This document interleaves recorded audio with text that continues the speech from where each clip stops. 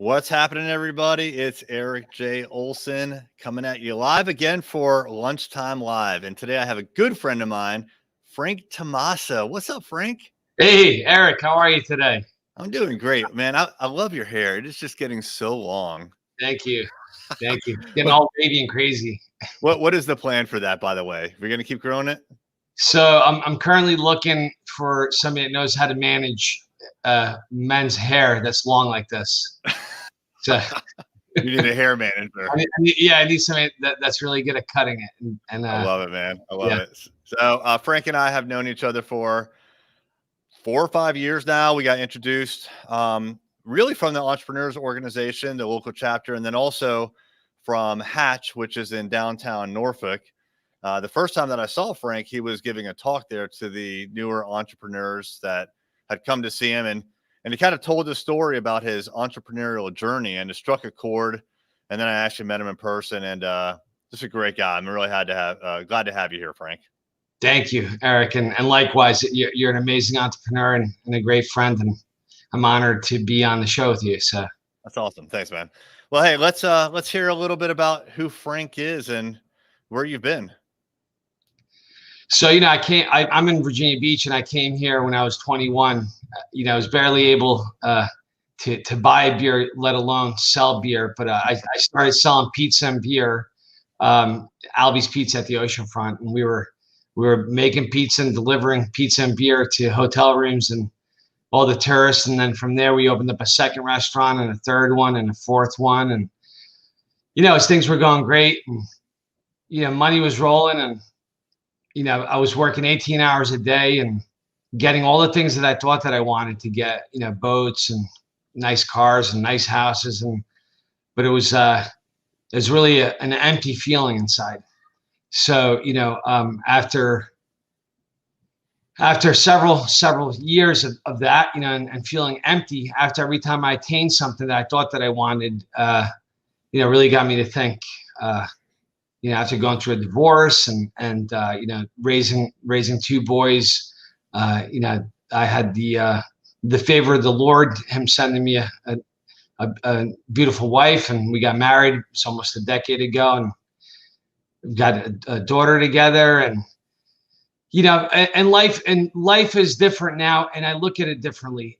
About a decade ago, I also accepted Christ and changed the way that I thought and the way that I lived, and just basically rewrote the way that I wanted to have my days go, and where I focused my time, and really what I was focusing on. And it wasn't money that I was like looking for, because every time I had the money, I would get left empty.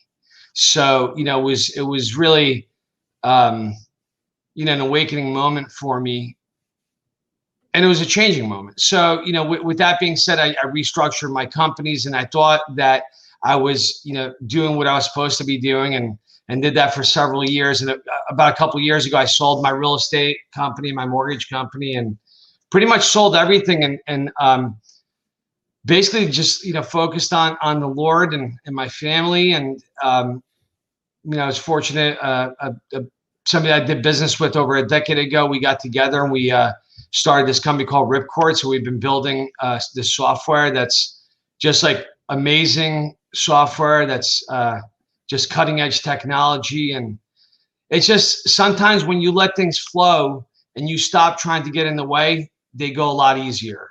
Yeah. So that's one thing that I learned in business, that you can't force a round peg in a square hole. It's so strange too, because I definitely feel impatient a lot, and I don't know. I assume that's kind of what a lot of other entrepreneurs experience. Did you feel that yourself? Like you wanted to get to the end goal as soon as possible, and almost felt like time was running out, especially like in the early days when you were really building your company up? In the early days, it was like a race with the time. It was like a race that I created myself. I don't even know, we don't even, there's really no such race, but we create that race ourselves. And it's like, whether it's trying to prove yourself to others, or, I came down here, I grew up in a very affluent area in New Jersey. I mean, everybody, the people in the backyard of my house had like 20,000 square foot houses. And, we lived in, regular block in a regular blue collar, white collar neighborhood. It was, but compared to the folks behind me, I always wanted to be there, is where I wanted to be.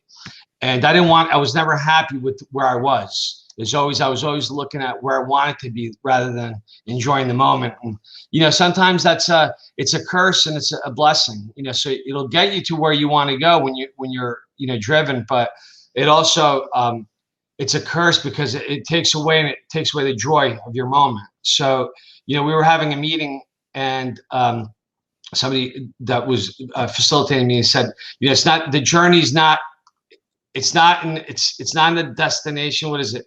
It's not in the destination or the journey itself, but it's the company that you're with. That really, and it really makes sense. It's like, no matter what, here I am now. We're almost 25 years into this entrepreneurial thing, plus years. And it's like the beginning again. And it's just a journey. It's just, you got to enjoy it and make sure that you love what you're doing. Yeah. Okay. So I've got a bunch of questions for you. Certainly I want to go, if we could go back to like the beginning, but I'm getting bombarded by comments over here from Tim McDaniel. So he knows you. Hey, how are you? Because he knows you from the bank. So he works at Town. I think it's Town Mortgage in particular. Yeah. How are you, Tim? Yeah. So, and yeah, he's got some comments here. It's from a few minutes ago. And then also, yeah. So it's an interesting journey, because it's like for me, I'll speak for myself and you can chime in if you felt the same way, but like, before I started my own company, I felt like this lack of something, and I wasn't sure what it was. I was frustrated, and then I started the company, and it took, it just consumed a lot of my time and being. And then once we got to a particular level, things kind of got a little bit easier, and I could kind of like breathe. And that's when I started to reevaluate some things. Is that kind of how you felt as well? Yeah. So for me, it was like a whirlwind, because I was just not involved in one business at that time. I had 3 restaurants, real estate brokerage, mortgage company, title company. I was all in. Wow. And, it was just like, fire after fire everywhere. And, like I said, the money was great, but, what you exchange for that is really like, it's really what you have to assess and say, was it all worth the exchange? Yeah. And that's easy for you to say because you did it and you have money, but that's not necessarily the case. You can still achieve the same goal. You can still achieve it. You don't have to do it the way that I did it. I did it. I did it the wrong way. And when I joined EO over a decade ago, basically, I was told about this organization. And by a neighbor of mine, I lived in a really nice neighborhood, and I say, hey, thank you so much for the invitation, but I have way more than enough friends than somebody can ask for, and I don't really want to pay a lot of money to have more friends. That was the mentality. Plus, I thought I knew it all. I was a young guy. I thought that I was on top of the world, and well, nonetheless, it took me 2 years to join the organization. After I joined the organization, I really started learning. Number one, I learned that I wasn't that special. There's other men and women just like me, number one. Number two, I really humbled myself. And, it wasn't until that I humbled myself when the real growth happened. And, it takes a big man or woman to look in the mirror and to say, hey, I'm flawed. Where are my flaws? And, let's address the flaws. Let's address the positives. Let's focus on my positives. Let's, just, if I'm really good at speaking, let's speak, and, if I'm not good at writing, then don't write, because it takes too much time. So like just really finding what my strengths were, focusing on my strengths, and then also finding the strengths in my business and the people that work for me and in my company, and who is, that was like the first transitional stage that happened after I joined EO. Then from there, started really implementing the EOS system, Entrepreneurial Operating System, through Traction Model, the book. And can you explain what that is for the audience? So basically, it's a way to do meetings. It's a way to really establish rocks and establish, what your goals are, and where you could establish in your position in whatever you're doing in your company, whatever your goals are, making it really dumbing down what you're doing. And it's either like you're either on or you're off. Either you did what you're supposed to do, or you didn't. There's no excuses to it. So, we have a meeting once a week. It's an hour and a half. Pretty much, we go over all the high points of what are important for our business, and it leaves all the staff the ability to really have free reign, so long as you're doing what you're supposed to be doing. That's all that matters. So, implementing the EOS in our companies was really altering, to not only, the board members, but also to the team members.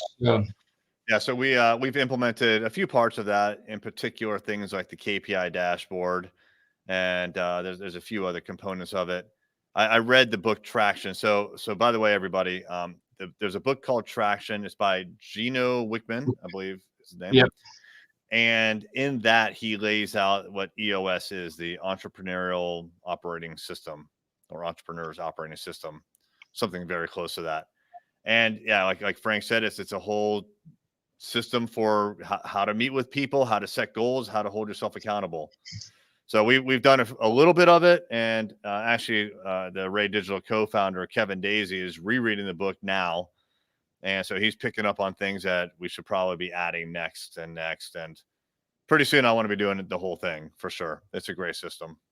But I pretty much learned that, there's two ways. It's like playing a game, being, having a business. And it's like, there's two different ways of doing it. There's the way of, doing it. And like I said, when you humble yourself, you realize you don't know it all, man. You just don't know it all. And I thought I knew it all. And that's really every time, if I look back at all the mistakes, I love to do that. I love to, maybe to a fault, where I really reprocess a lot of my day's activities, the conversations that I had, and even, going back to business decisions that were made, what caused me to make those decisions, what led me to do it. And, most of the time it was because, I thought I knew it all, and I didn't lean on the counsel of folks. And, I really didn't have the counsel of folks until I had EO. Once I had EO, I had the ability to have, like I said, the brain power to leverage other folks' brain powers and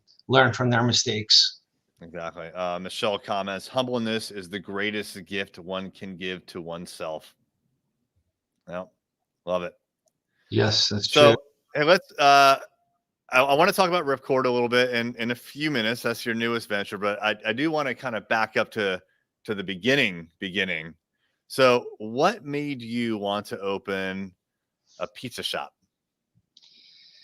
So I went to college, and, I would always doodle in school. I was always dreaming about the future, and I was international business and economics was my major. That's what I got my bachelor's but looking at my doodles, I would always have pizzerias because I grew up in my family's immigrants from Italy, and I learned that money, the time equal money. My dad would go into the pizzeria in the morning, and he would come home at night, and he made a living and put me through school, put my sister through medical school, and it was just tried and true. So I went to college, and I went to work in New York City, door-to-door sales, and I did it for a year, and I couldn't take it. It was just painful to work for somebody else. It was well, that's a tough job too, door-to-door salesman.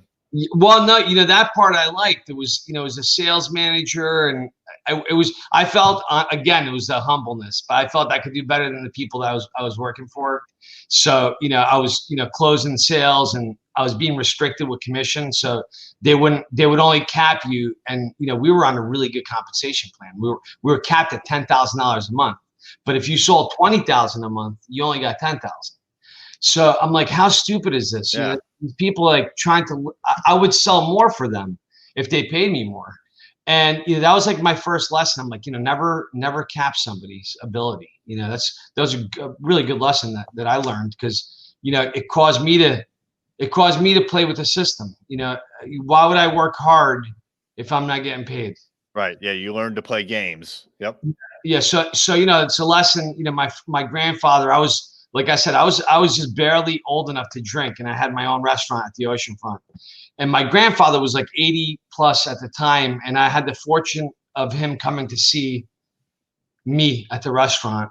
And it was like one time that he came from New Jersey. It was a really big deal for him to come, and he passed away shortly thereafter. But it was really a big moment for me to have my grandfather see that, that I was successful, and I was a hard worker.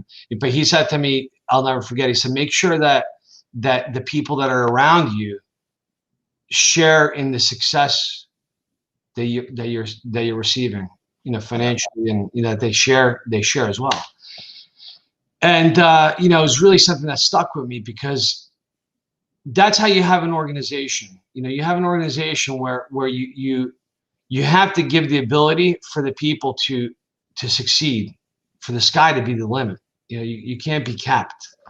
And I believe in that. Our new company, Ripcord, is such that, we have the ability for the people that come in to work for us, where that opportunity is limitless.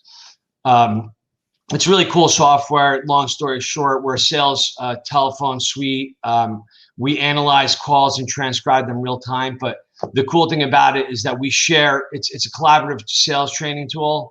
So basically, I could transfer my knowledge and sales to you, Eric, in real time. So we can just be working, and our system itself will help with that transition of knowledge. Yeah, this is nice right here. Reduce your no-shows. That's a big problem in sales. Is you do a cold call and people will say, yeah, I'll meet with you, and then they don't show up.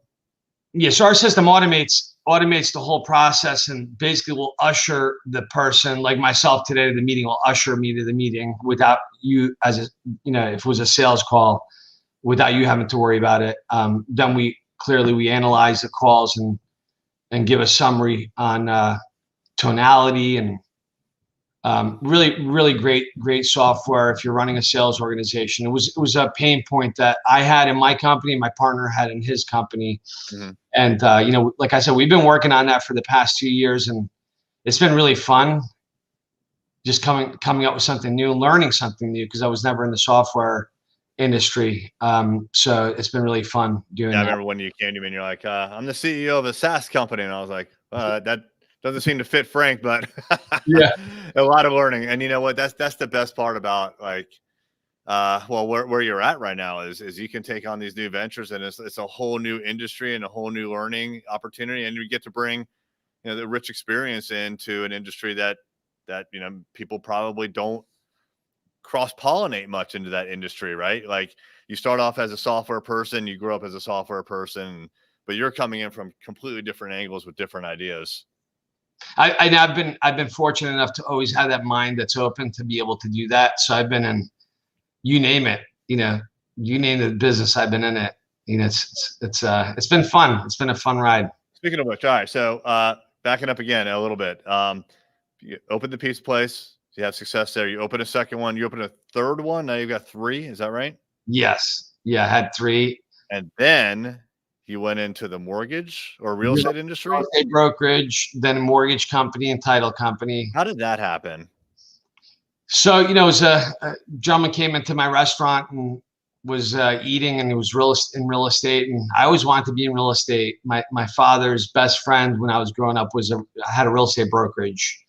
And I would go sit in the open houses with him. And like I said, I grew up in a really affluent area. So the open houses were like these giant mansions. And I think that's where that love, that passion, well, I think it was more idolatry. I was like infatuated with like I wanted to live in a mansion, I was, I wanted to live there like everybody else. So, I was like, all right, well, this guy, he did it, he did it with real estate. So I always had that was my dream, was like get into the, when I got into the restaurant business, it wasn't like I'm going to get into the restaurant business to to retire in the restaurant business. It was like, I'm going to get into this because I know I can make cash with it. I can make money. I can work. I know I'm going to get money, and then I can invest in real estate. So I started buying real estate. And that's really where it started. I started buying the real estate, and then I was paying the commission. I'm like, oh, hold on a second. I'm giving this person 25 grand. I'm like, I could do that myself. I met this guy. He's, hey, you want to teach me? And started doing real estate. And 3 years later, I opened up my real estate brokerage, and we started doing the HUD contract, and we were listing all the HUD homes, and went really fast, and we grew really quickly, and it was fun, and it was a learning experience. And oh yeah. And how long did you have the pizza shops and the real estate business at the same time? Pretty much for almost 6-7 years. Not even longer, because I sold the pizza shops, and then I sold Albies, and we got into these Metro diners for a couple of years, and we exited out of that not too long ago. And we've done one right around the corner. Yep, I remember when you said that you had invested in there, and that was pretty cool to see that just right around the corner. Yeah, it's awesome restaurants, and but I've come to the point now that I'm simplifying my portfolio and just pretty much enjoying spending time with the family, and spending a lot of time serving the Lord, and really letting Him direct my life. And there's more to you. So I'm going to bring this up right here. Oh, no, like this. So this is actually, let's see if I can make it bigger. Here we go. Frank is on a quest to eradicate homelessness. This is actually a picture of me, Frank, and Marion at a homeless shelter. Wow, when was that? Almost, I guess, a year ago. Yeah, it was before COVID. Yeah. Actually, what if you give a little background into like this event itself, and then let's talk about kind of the bigger goal that you have in mind. So I'll tell you a story that it's a decade ago. I visited Las Vegas, and this is when I grew up as a Catholic. I went to Catholic school, Don Bosco, New Jersey, all that, and I pretty much went on with life.